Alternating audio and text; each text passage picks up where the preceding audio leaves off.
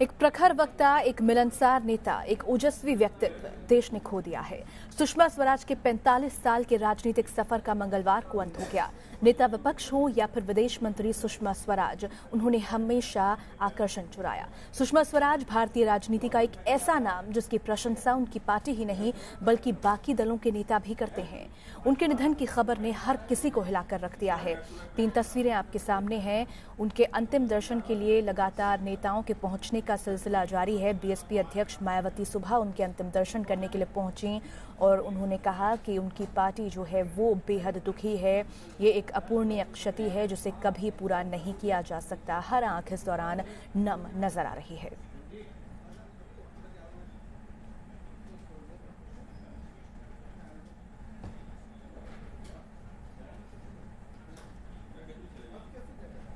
इतिहास के माध्यम से ये तर्क दे रही हूं कि जिस नेपाल के संबंधों की आप बात करते हैं, 17 साल तक भारत का प्रधानमंत्री वहां जाए नहीं, तब संबंध अच्छे, और जो प्रधानमंत्री 2-2 बार जाए उसके साथ संबंध खराब। युद्ध या अकेला रास्ता नहीं है।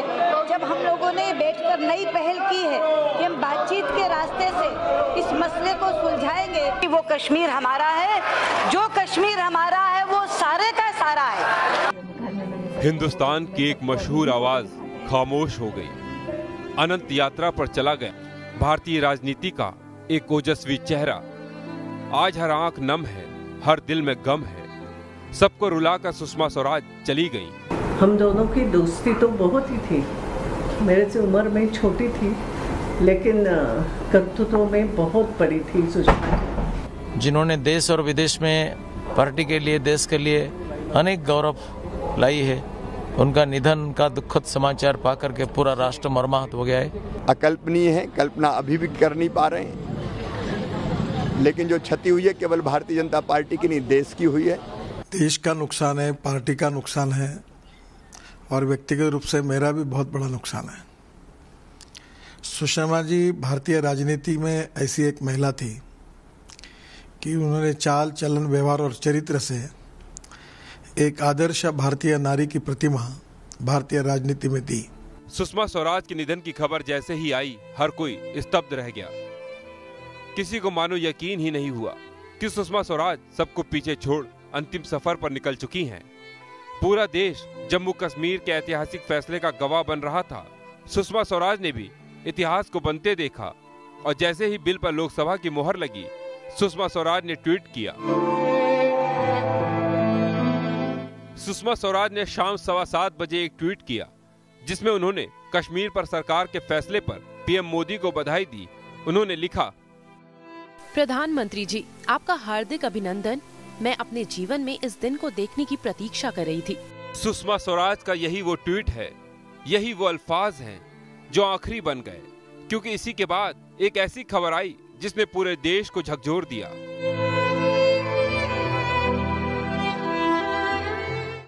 अभी 2 घंटे ही बीते थे। रात 9 बजे सुषमा स्वराज के घर से एक फोन एम्स गया। कहा गया सुषमा स्वराज कुछ दिक्कत महसूस कर रही हैं। आधे घंटे बाद यानी 9:30 बजे सुषमा स्वराज को एम्स लाया गया।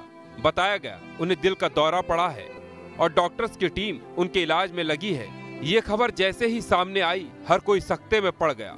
बड़े नेताओं का एम्स पहुंचना शुरू हो गया। हर तरफ दुआओं का दौर चलने लगा। क्या आम, क्या खास, हर कोई एम्स के बाहर खड़ा था।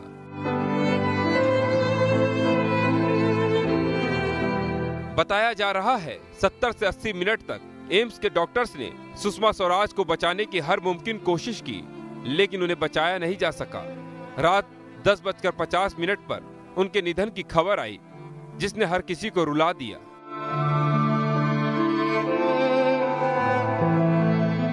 सुषमा स्वराज के निधन के बाद रात 12:37 पर उनका पार्थिव शरीर अंतिम दर्शन के लिए एम्स से उनके आवास पर लाया गया। लोग उनके आवास पर आज दोपहर 12 बजे तक उनके अंतिम दर्शन कर सकेंगे। इसके बाद सुषमा स्वराज के पार्थिव शरीर को अंतिम दर्शन के लिए बीजेपी कार्यालय ले जाया जाएगा, जहां दोपहर 3 बजे तक उन्हें श्रद्धांजलि दी जाएगी। इसके बाद उनके पार्थिव शरीर को लोधी रोड ले जाया जाएगा, जहां 3 बजे उनका अंतिम संस्कार होगा और वो पंच तत्व में विलीन हो जाएंगी। पूरे सम्मान के साथ उनके पार्थिव शरीर को ले जाया जाएगा और पार्टी कार्यालय में हेडक्वार्टर्स में 12 बजे से 3 बजे तक रखा जाएगा और तत्पश्चात 3 बजे लोधी रोड इलेक्ट्रिक क्रेमेटोरियम जो है वहाँ उनको पूरे राजकीय सम्मान के साथ उनका अंतिम संस्कार किया जाएगा। Team news nation.